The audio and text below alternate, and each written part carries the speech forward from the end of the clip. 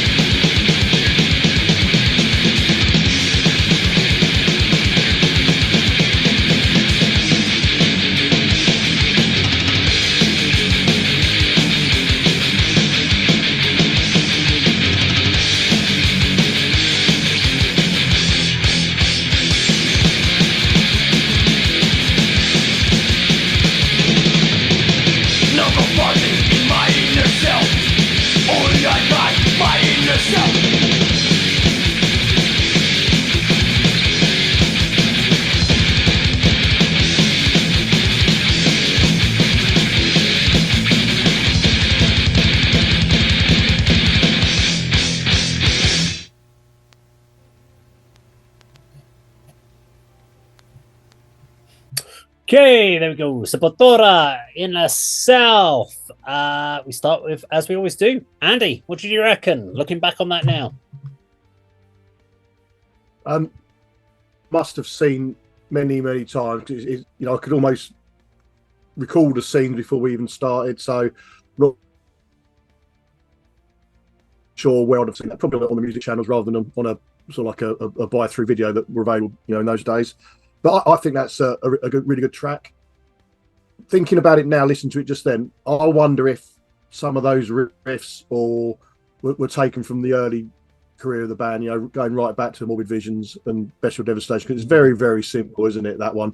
Whereas some of the tracks are a little bit more than that, because it's their breakthrough album, really got them into the heavy metal mainstream a little bit, into the spotlight. But I think it's also clear the most competent musician out of the four is Igor on drums, because there's some excellent drumming in that. I mean, I'm not a drummer, so I don't know, the technical elements of it, but what I hear and what I see, I can obviously appreciate the pattern he puts in just before, at the end of the intro, just before the verse riff starts, and then he picks up the tempo and plays something completely different that he has throughout the rest of the song on the last run through of the verse. So that was one thing that I picked out from that.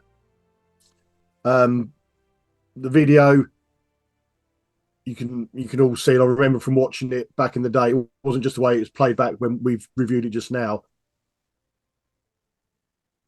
The audio and visual is out of sync massively the majority of the time.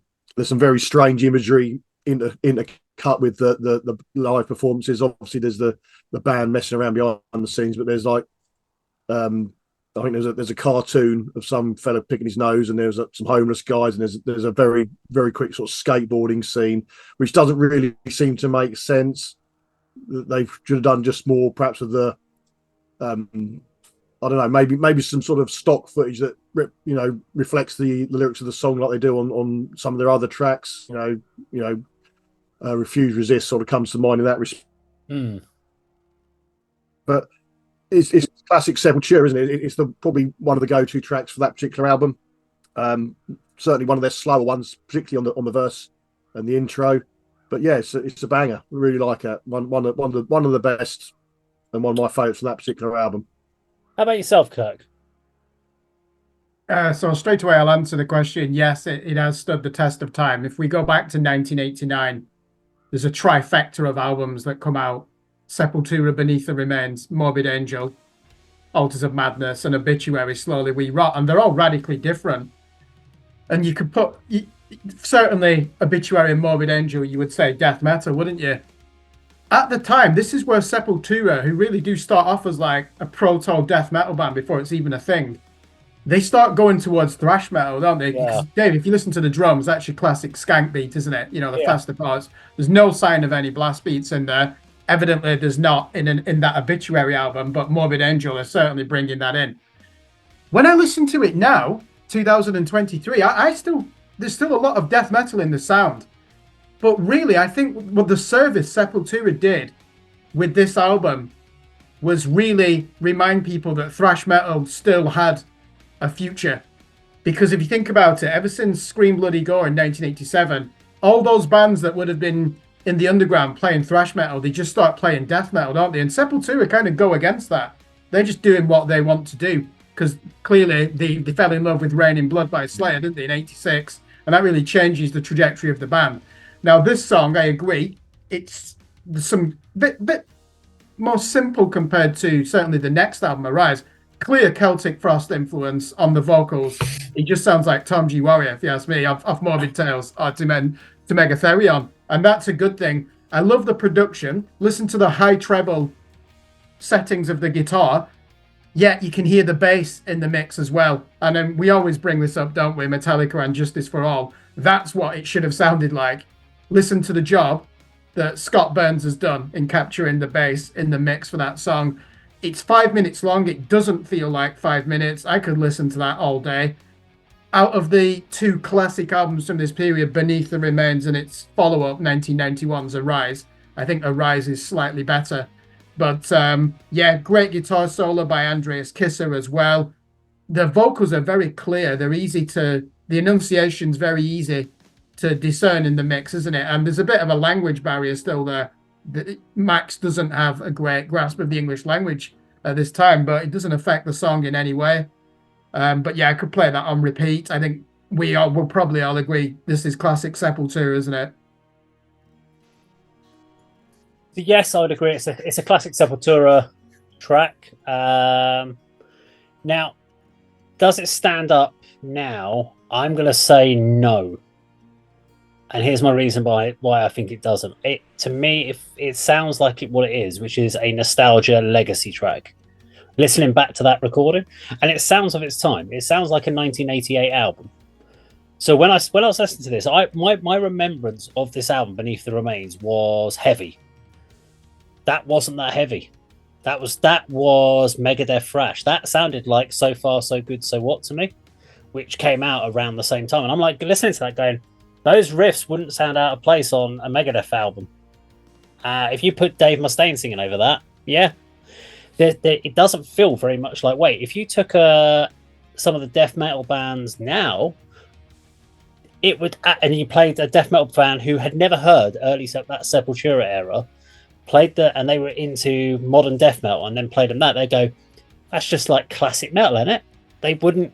I don't think they would identify with what it was at the time, which was a real heavy band. Now, this is one of the lighter songs on the album, in my opinion. There's a lot more aggressive ones, and I actually think in Arise they went heavier on Arise. I think this album was a little bit softer.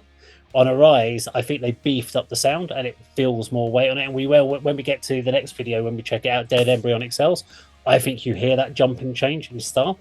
Because also when Dead Arise came out, there was another band that suddenly had a massive step change in their sound. Pantera dropped Cowboys from Hell at the same time. And you see within a 2-year period, the production standards of metal suddenly leap. At this time, we're having Justice for All, as you've mentioned. We've got So Far So Good for What, So What, Beneath the Remains, Pantera's power metal. And then suddenly, within a year and a half, you've got Rust in Peace, Black Album, Arise, Cowboys from Hell. The production suddenly get big and fat suddenly within metal, and I think that's what is for me is why that doesn't stand up in a production sense against modern metal. However, from a nostalgia point of view, I think it's a great track, and I really enjoy listening to it. But I'm not sure if I was going to say they should go back and re-fatten out some of these songs, they would be one of the ones I'd do. That I could do with a reproduction. Yeah, I mean, I actually do like the production on it. You're right, it's of its time. Yeah. And maybe I am being nostalgic, even though I didn't live through that. Andy clearly did. You can't be nostalgic if you didn't live through it. Well, because we have so many albums with compression and they're overproduced. And let's be honest, 1989, other than Carcass, in death metal or extreme metal, no one's down tuning the guitars, really. Yeah. No, they're going down half a step. And then if you look at it, Sepultura are one of the last bands from that scene to really down tune, because they go down to drop D, don't they, on Chaos AD in 1993. So it's really, I think I'm pretty sure that's in standard tuning.